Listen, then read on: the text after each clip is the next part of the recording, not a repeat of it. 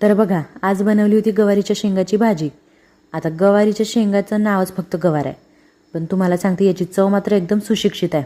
म्हणजे एकदम रिच हो, लय भारी चव. तर बघा, आज मी माझी पद्धत तुम्हाला सांगते आणि तुम्ही तुमची पद्धत मला सांगा कमेंट करून. तर मी काय केलं बघा, आधी शेंगा आणि बटाटा, थोडंसं हळद, मीठ आणि चमचाभर तेल टाकून आधी मस्त परतून घेतला. मग इकडे तव्यावर आहे ना, सुकं खोबरं, शेंगदाणे, तीळ आणि धन हे हलकं हलकं भाजून त्याचं पावडर काढून घेतलं मिक्सरला. पाणी टाकायचं नाही मिक्सरला काढताना. इथं तेलामध्ये जिरं मोहरी टाकलं, बारीक चिरलेला कांदा टाकला, मस्त परतला आणि मोठ्या टोमॅटोची प्युरी टाकली. मग लाल तिखट, हळद आणि धना पावडर टाकला आणि लसूणाची पेस्ट विसरली म्हणून लसणाची पेस्ट टाकली मग मागून आणि मस्त परतून घेतली सगळं मसाला. मग त्याच्यामध्ये परतलेला शेंगाणा बटाटा टाकला, मिक्सरला काढलेला पावडर टाकलं, कांदा लसूण मसाला टाकला, चवीपुरतं मीठ टाकलं. ह्याला मस्त 5 मिनटं शिजवून घेतली आणि बघा आता मस्त चमकून राहिली भाजी. आता वरून कोथिंबीर टाकली. चला आता सबस्क्राईब करा.